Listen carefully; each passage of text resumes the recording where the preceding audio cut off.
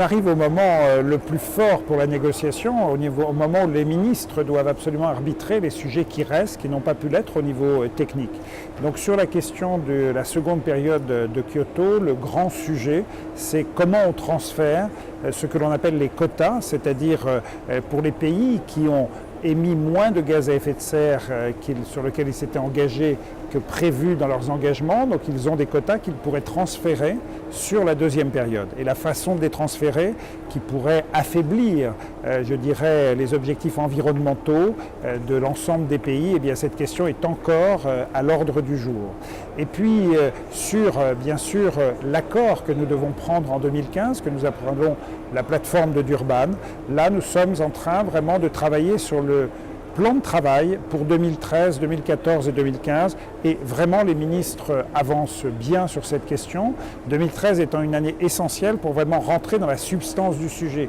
Quel type d'accord, quel type d'engagement, est-ce qu'on fait des différences entre les pays puisque c'est l'ensemble des pays qui devront s'engager. Donc là on est vraiment au cœur, mais le plan de travail avance bien avec l'idée qu'il faudrait que le projet d'accord lui-même soit quasi finalisé fin 2014 pour que la COP de 2015, où que la France pourrait recevoir, eh bien, soit vraiment une COP essentielle et sur du vrai travail et pas seulement sur du théorique. Et puis, nous avons évidemment tout ce que nous appelons un peu le moyen et le long terme, en particulier sur les financements.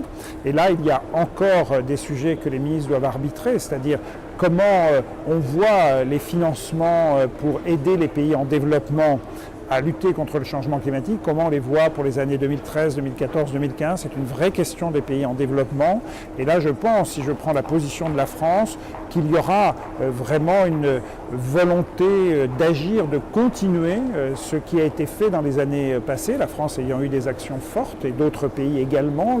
Le Royaume-Uni s'est exprimé, vous avez l'Allemagne qui s'est exprimée et d'autres pays. Mais l'idée étant une vraie continuité et vraisemblablement un renforcement des actions pour aider les pays en développement contre le changement climatique.